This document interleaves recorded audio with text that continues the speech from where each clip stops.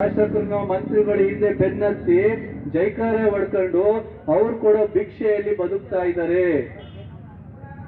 ದುಡಿಯುವಂತಹ ಮನಸ್ಸು ಇವತ್ತಿಲ್ಲ. ಬರೀ ಕುರಿ ಕಾಯೋದು ಇವತ್ತಿನ ಕಾಲದಲ್ಲಿ ಆಗೋದಿಲ್ಲ. ಒಕ್ಕಲ್ತನ ಮಾಡಕ್ಕೂ ಗೊತ್ತಿಲ್ಲ. ಇನ್ನು ಶಾಲೆ ಅರ್ಧಂಬರ್ಧ ಕತ್ತಿರ್ತವೆ. ಅಗಸರು ಕತ್ತೆ ರೀತಿಯಲ್ಲಿ ಇವತ್ತು ಮನೆಗೂ ಕಾಯೋದಿಲ್ಲ, ಹಳ್ಳನೂ ಕಾಯೋದಿಲ್ಲ. ಆ ತರ ಇವತ್ತು ನಮ್ಮ ಹುಡುಗರಾಗಿದ್ದಾರೆ. ಮತ್ತೆ ಜೊತೆಗೆ ಚಟಗಳು, ನೂರಾರು ಯಾವ್ಯಾವ ಚಟಗಳು ಅಂತೀವಿ, ಎಲ್ಲಾ ಚಟಗಳು ನಮ್ಮ ಹುಡುಗರು ಮೈ ತುಂಬಾ ತುಂಬ್ಕೊಂಡ್ಬಿಟ್ಟಿದ್ದಾರೆ. ಕುಡಿಯೋದು ಬಿಟ್ಟಿಲ್ಲ, ಪಾನ್ಸರ ತಿನ್ನೋದು ಬಿಟ್ಟಿಲ್ಲ, ಕಂಡ ತಿನ್ನೋದು ಬಿಟ್ಟಿಲ್ಲ. ಇರ ಹಾಗಾಗಿ ನಮ್ಮ ಮಕ್ಕಳಿಗೆ ಸ್ವಾವಲಂಬನೆಯ ಜೀವನ, ಸ್ವಾಭಿಮಾನದ ಜೀವನ. ನಾವು ಜೈ ಸಂಗೊಳ್ಳಿ ರಾಯಣ್ಣ ಅಂತೀವಿ. ರಾಯಣ್ಣನ ಸರ್ಕಲ್ನ ಊರಾಗ ಹಾಕ್ತೀವಿ. ರಾಯಣ್ಣ ನಂತರ ಬುದ್ಧಿ ನಮ್ಮಲ್ಲಿ ಐತೇನು? ರೊಕ್ಕ ಕೊಡ್ತೀನಿ ಬಿಡೋ ಅಂತಂದ್ರೆ ಬಿಡ್ಲಿಲ್ಲ ತಾವು ಬ್ರಿಟಿಷರ ವಿರುದ್ಧ ಹೋರಾಟ ಮಾಡೋದು. ಅಧಿಕಾರ ಕೊಡ್ತೀನಿ ಬಿಡಪ್ಪ ಅಂದ್ರೂ ಬಿಡ್ಲಿಲ್ಲ ಸಂಗೊಳ್ಳಿ ರಾಯಣ್ಣ. ಏನೇನೆಲ್ಲ ಭೂಮಿ ಕೊಡ್ತೀನಿ ಅಂತಂದ್ರು ಹೋರಾಟ ಮಾಡೋದು. ಭೂಮಿಗೆ ಹೆದರಿಕೆಂಡ್ಲಿಲ್ಲ, ಭೂಮಿಗೆ ಆಸೆ ಪಡ್ಲಿಲ್ಲ, ಇನ್ನೊಂದಕ್ಕ ರೊಕ್ಕಕ್ಕೆ ಆಸೆ ಪಡ್ಲಿಲ್ಲ, ಪದವಿಗೆ ಆಸೆ ಪಡ್ಲಿಲ್ಲ.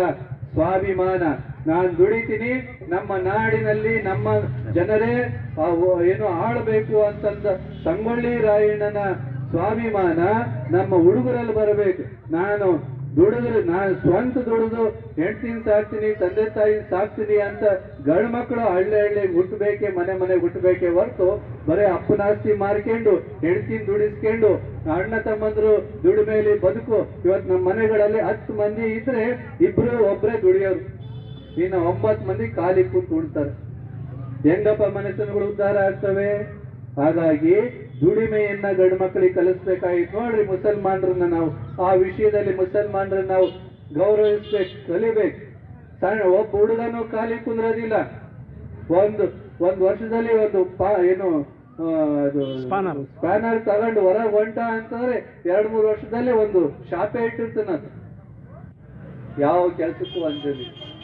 ನಮ್ಮಲ್ಲಿ ಕಸ ಗುಡ್ಸಪ್ಪ ಅಂತಂದ್ರೆ ಹೆಣ್ಮಕ್ಳೇ ಗುಡಿಸ್ಬೇಕು, ಕಟ್ಟೆ ತೊಳೆಯಪ್ಪ ಅಂತಂದ್ರೆ ಹೆಣ್ಮಕ್ಳೇ ತೊಳಿಬೇಕು.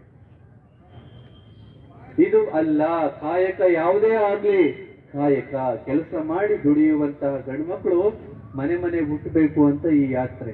ಒಂದು ಸಂಸ್ಕೃತಿ, ಒಂದು ದುಡಿಮೆ, ಮತ್ತೊಂದು ಸಮಾಜದಲ್ಲಿ ಶಿಕ್ಷಣವಂತರು, ಸುಸಂಸ್ಕೃತವಂತರಾಗಬೇಕು. ಮತ್ತೆ ಸಂಘಟನೆ ಇರ್ಲಿಲ್ಲ ಅಂತಂದ್ರೆ ಏನು ಇಲ್ಲ.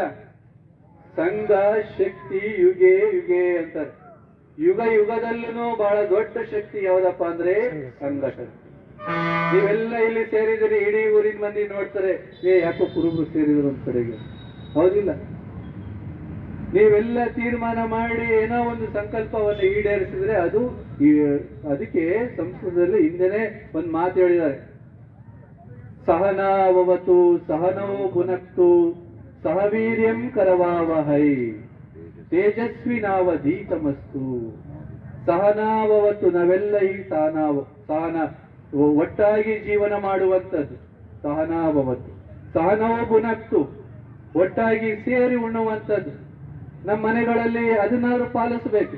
ಆಯ್ತು, ಬೆಳಿಗ್ಗೆ ಅವಸರ ಇರ್ತಾರೋ ಅವ್ರ ಪಾಡಿಗೆ ಅವ್ರು ಊಟ ಮಾಡ್ಕೊಂಡು ಹೋಗಿ, ಮಧ್ಯಾಹ್ನ ಎಲ್ಲೋ ಹೊರಗಡೆ ಆದ್ರೂ ಊಟ ಮಾಡಿ, ಸಂಜೆ ಆದ್ರೂ ಕನಿಷ್ಠ ಸಾಯಂಕಾಲ ಆದ್ರೂ ಹೆಂಡತಿ, ಅಪ್ಪ, ಅಮ್ಮ, ಮಕ್ಕಳ ಜೊತೆಗೆ ಕುಂತು ಉಣ್ಣುವಂತಹ ಸಂಪ್ರದಾಯ ಮನೆಯಲ್ಲಿ ಬರಬೇಕು. ಎಷ್ಟೋ ಮನೆಗಳಲ್ಲಿ ಅಪ್ಪನ ಮುಖ ಮಗನ ಮುಖ ಅಪ್ಪ ನೋಡೋದೇ ಇಲ್ಲ. ಹೀಗಾಗಿ ಹಿಂಗಾಗಬಾರ್ದು. ಸಹನಾವ ಪುನಕ್ತು, ಮನೆಯಲ್ಲಿ ಕೂಡು ಉಣ್ಣೋದು, ಹೊರಗಡೆಗೆ ನಾವೆಲ್ಲ ಕೂಡು ಉಣ್ಣೋದು. ಸಹವೀರ್ಯಂ ಕರವಾವಹೈ, ನಾವೆಲ್ಲರೂ ಸೇರಿ ಕೆಲಸವನ್ನ ಮಾಡಿದ್ರೆ ಅಂತ ಸಮಾಜ, ಅಂತ ಜನಗಳಿರುವಂತಹ ಸಮಾಜ ಏನಾಗುತ್ತೆ? ಸಹವೀರ್ಯಂ ಕರವ ತೇಜಸ್ವಿನಾವಧೀತಮಸ್ತು. ಅಂತ ಮನೆತನ, ಅಂತ ಸಮಾಜ ನಾಡಿನಲ್ಲಿ ತೇಜಸ್ಸನ್ನ ಹೊಂದುತ್ತೆ, ಕೀರ್ತಿಯನ್ನ ಹೊಂದುತ್ತೆ ಅನ್ನುವಂತಹ ಅರ್ಥವನ್ನ ಸಂಸ್ಕೃತ ಶ್ಲೋಕ ಹೇಳುತ್ತೆ. ನಾವು ಇದುವರೆಗೂ ಅರ್ಥ ಮಾಡ್ಕೊಂಡಿಲ್ಲ. ಹಾಗಾಗಿ ಮುಂದಿನ ದಿನಗಳಲ್ಲಿ ಗ್ರಾಮ ಪಂಚಾಯತಿ ಯಾರು ನಿಲ್ತಾರೆ ಅಂತಂದ್ರೆ ನೀವೆಲ್ಲರೂ ಯಾವುದೇ ಊರ್ನಾಗಿದ್ರು ನಮ್ಮ ಆತ ನಿಂತಿದ್ದಾನೆ, ನಾ ಸಪೋರ್ಟ್ ಮಾಡ್ಬೇಕು. ಆಯ್ತು, ಅಣ್ತಂದ್ರ ಜಗಳ ಇದ್ದಾವೇನೆ, ಅದನ್ನ ಮುಂದೆ ಮಾಡಿಕೊಂಡು ಮತ್ತೆ ಅವನ್ನ ಅಣ್ಣ ತಮ್ಮನ್ನೇ ಸೋಲ್ಸೋದಕ್ಕೆ ಮುಂದಾದ್ರೆ ಅದು ಯಾವ ದೇವ್ರ ಮೆಚ್ಚಿದನಪ್ಪ.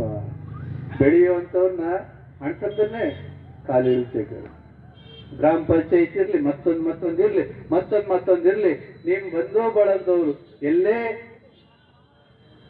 ಸ್ಪರ್ಧೆ ಮಾಡ್ತಿದ್ದಾರೆ ಅಂತಂದ್ರೆ ನೀವು ಸುಮ್ಮನೆ ಕುಂದ್ರಂಗಿಲ್ಲ ಇವತ್ತಿನ ಕಾಲದಲ್ಲಿ. ಯಾಕಂದ್ರೆ ರಾಜಕೀಯ ಶಕ್ತಿನೇ ಶಕ್ತಿ. ಹಾಗಾಗಿ ಅಂತ ಶಕ್ತಿಯನ್ನ ಪಡೆಯೋದಕ್ಕೆ ನಾವೆಲ್ಲರೂ ಹೊಂದಬೇಕು. ಒಂದ್ ಕಡೆಗೆ ದೈವಿ ಶಕ್ತಿ, ಒಂದ್ ಕಡೆಗೆ ಸಮಾಜದಲ್ಲಿ ಸಂಘಟನೆಯ ಶಕ್ತಿ, ಮತ್ತೊಂದು ಕಡೆಗೆ ರಾಜಕೀಯ ಶಕ್ತಿಯನ್ನ ಪಡೆಯೋದಕ್ಕೆ ನಾವೆಲ್ಲರನ್ನು ಸಂಕಲ್ಪ ಮಾಡ್ಕೋಬೇಕು. ಜೊತೆಗೆ ಸತ್ ಸಂಪ್ರದಾಯಗಳನ್ನ ಮುಂದುವರಿಸ್ಕೊಂಡು ಹೋಗ್ಬೇಕು. ಇವತ್ತು ನೀವು ಯಾರ್ಯಾರೆಲ್ಲ ಇಲ್ಲಿ ಕೇಳಿದ್ರಿ ಬಂಧುಗಳೇ, ಕನಿಷ್ಠ ಹಣೆ ತುಂಬ ಭಂಡಾರ ಹಚ್ಚಕ್ಕಾಗಲ್ಲ ಅಂದ್ರೂ ಸ್ವಲ್ಪ ಮಟ್ಟಿಗೆ ಭ್ರೂಮಧ್ಯಕ್ಕೆ ಭಂಡಾರ ಹಚ್ಚಿ ಹೊರಗೆ ಬರುವಂತಹ ದಿನನಿತ್ಯದ ಸಂಪ್ರದಾಯ ಮಾಡ್ಕೊಳ್ರಿ. ದಿನನಿತ್ಯ ಪೂಜೆ ಮಾಡೋಕ್ಕಾಗಲ್ಲ, ಆಯ್ತುವಾರಕ್ಕಾದ್ರೂ ಸ್ವಚ್ಛ ಜಳಕ ಮಾಡಿ ಕಂಬಳಿ ಮೇಲೆ ಕುಂತು ಧ್ಯಾನ ಮಾಡ್ರಿ. ಕಂಬಳಿ ಬಹಳ ಪವಿತ್ರ. ನಮಗೆ ಕಂಬಳಿನೇ ದೇವ್ರ ಗದ್ದಿಗೆ. ಆ ಗದ್ದಿಗೆ ಮೇಲೆ ಕುಂತು ನೀವು ಪ್ರಾರ್ಥನೆ ಮಾಡಿದ್ರೆ ಖಂಡಿತ ಯಾವ ಸಂಕಲ್ಪಗಳು ಈಡೇರದೆ ಇರೋದಿಲ್ಲ. ಹಾಗಾಗಿನೇ ಎಲ್ಲ ಋಷಿ ಮುನಿ ತಪಸ್ವಿಗಳು ಕಂಬಳಿ ಮೇಲೆ ಕುಂತೆ ಧ್ಯಾನ ಮಾಡಿರೋದು. ಹಾಗಾಗಿ ಕಂಬಳಿಯನ್ನ ಆರಿಸ್ಕೊಂಡು ಹೊತ್ಕೊಂಡು ಮಲ್ಕೊಳಕ್ ಅಷ್ಟೇ ಅಲ್ಲ, ಧ್ಯಾನ ಪ್ರಾರ್ಥನೆ ಮಾಡೋದು. ನೀವು ಪ್ರಯೋಗ ಮಾಡಿ ನೋಡ್ರಿ. ನಾವು ಕುಡಿತೀವ್ರಿ ತಿಂತೀವಿ, ಅದೇನು ಸಂಬಂಧ ಇಲ್ಲ. ಆಹಾರ ಅವರವರ ಇಚ್ಛೆ. ಮಾಂಸವನ್ನ ಕೊಟ್ಟಾತ ಯಾರು? ಬೇಡರ ಕಣ್ಣಪ್ಪನಿಗೂ ಸಹಿತನ ಭಗವಂತ ಒಲ್ದಿದಾನೆ. ಭಗವಂತ ಮಾಂಸ ನೋಡ್ಲಿಲ್ಲ, ಆತನ ಭಕ್ತಿಯನ್ನ ನೋಡ್ದ. ಕುರಿಕೆ ಪೂಜೆ ಮಾಡಿದಂತ ಕುರುಬ ಬಲ್ಲಾಳೇಶ್ವರನಿಗೂ ಭಗವಂತ ಒಲ್ದಿದಾನೆ. ಆತ ಕುರಿಕೆ ಪೂಜೆ ಮಾಡ್ತೀನಿ ಅಂತ ನೋಡ್ಲಿಲ್ಲ, ಆತನ ಮನಸ್ಸಿನಲ್ಲಿ ಎಷ್ಟು ಅರ್ಪಣಾ ಭಕ್ತಿ ಐತೆ ಅಂತ ನೋಡ್ತಾ. ಹಂಗಾಗಿ ದೇವರಿಗೆ ನಾವ್ಯಾರು ದೂರ ಅಲ್ಲಪ್ಪ. ದೇವರೇ ನಮ್ಮ ನಿಜವಾದ ಜನ್ಮಾಂತರದ ಬಂಧು ಅನ್ನೋ ಕಲ್ಪನೆ ನಿಮ್ಮ ಮನಸ್ಸಿನಾಗಿರ್ಲಿ. ನಾವು ಅಂತ ದೇವರ ಪ್ರಾರ್ಥನೆ ಮತ್ತೆ ಸುಸಂಸ್ಕೃತ ಜೀವನ, ಸಂಘಟನೆಯ ಜೀವನ ನಿಮ್ಮೆಲ್ಲರದು ಆಗಲಿ ಅಂತ ಹೇಳಿ ನಾನು ಹಾರೈಸಿ, ನಾವು ಕೂಡ್ಲಿಗಿ ತಾಲೂಕಿಗೆ ಬಂದಂಥ ಸಂದರ್ಭದಲ್ಲಿ ನೀವು ಇಲ್ಲಿ ಖಾನಾವಸಹಳ್ಳಿಯಲ್ಲಿ ಎಲ್ಲರನ್ನ ಸೇರಿಸಿ ಸ್ವಾಗತ ಮಾಡಿಕೊಂಡು ಶ್ರಾವಣ ಯಾತ್ರೆಯನ್ನ ಯಶಸ್ವಿಗೊಳಿಸಿದ್ರಿ. ನೀವೆಲ್ಲರೂ ಮಠದ ಜೊತೆಗೆ ಒಡನಾಟ ಇಟ್ಕೋಬೇಕು. ನಾವು ಈ ಭಾಗಕ್ಕೆ ಸುಮಾರು 15 ವರ್ಷ ಆದ್ರೂ ನಿಮ್ಮ ಯಾವ ಹಳ್ಳಿಗಳಿಗೂ ನಾನು ಭಿಕ್ಷೆ ಬಂದಿಲ್ಲ. ಆದ್ರೂ ಮಠ ನಡೆದೈತೆ, ಶಾಲೆ ಸಂಸ್ಥೆಗಳು ನಡೆದಿದ್ದಾವೆ. ಇನ್ನೂ ಅದು ವಿಸ್ತಾರ ಆಗಬೇಕು ಅಂತಂದ್ರೆ ಮುಂದಿನ ಯಾವ್ದಾದ್ರು ವರ್ಷದಲ್ಲಿ ನಾನು ನಿಮ್ಮ ಹಳ್ಳಿಗೆ ಬರನೆ. ನೀವು ಒಂದ್ಸರಿ ಮಠದ ಶಾಶ್ವತ ನಿಧಿ ದಾಸೋಹ ನಿರಂತರ ನಡಿಬೇಕು. ಅಲ್ಲಿ ತೇರಾಗಬೇಕು. ಅಲ್ಲಿ ದೊಡ್ಡ ಮೂರ್ತಿ ಶಿವನ, ಬೀರಪ್ಪನ, ಮೈಲಾರಲಿಂಗನ ಮೂರ್ತಿ ಆಗ್ಬೇಕು. ಹೀಗೆ ಹಲವಾರು ನಿಧಿಗಳನ್ನ ಸ್ಥಾಪನೆ ಮಾಡೋದಕ್ಕೋಸ್ಕರ ನೀವು ಕೊಟ್ಟಿದ್ದು ಖರ್ಚು ಮಾಡಂಗಿಲ್ಲ, ಹಂಗೆ ಹೇಳ್ಬೇಕು. ಅದ್ರಾಗೆ ಎಲ್ಲವನ್ನೂ ನಡಿಬೇಕು ಅಂತಂದ್ಬಿಟ್ಟು 6 ಜಿಲ್ಲೆ ಅಲ್ಲ 10 ಜಿಲ್ಲೆ ನಾನು ಓಡಾಡ್ತೀನಿ ಹಳ್ಳಿಗೆ ಅಂತ ಬರೋ ಸಂದರ್ಭವನ್ನ ನಿಮಗೆ ಮುಂಚೆ ತಿಳಿಸ್ತೀವಿ. ಬಂದಂತ ಸಂದರ್ಭದಲ್ಲಿ ಒಂದು ಸಾರಿ ನೀವು ಮಠ ಸಮುದಾಯ ಶಿಕ್ಷಣ ಎಲ್ಲದರ ಏಳಿಗೆನ ಬಯಸಿ ಕೊಡೋ ದೇಣಿಗೆನ ನೀಡುವಂತ ಕೆಲಸವನ್ನ ನೀವು ಮಾಡಬೇಕು ಮುಂದಿನ ದಿನಗಳಲ್ಲಿ ಅಂತ ಹೇಳಿ ನಿಮ್ಮೆಲ್ಲರಿಗೆ ಶುಭ ಕೋರಿ ನನ್ನ ಮಾತನ್ನು ಮುಗಿಸ್ತೇನೆ. ಶಿವಾಯ ನಮಃ. ಓಂ ನಮಃ ಶಿವಾಯ.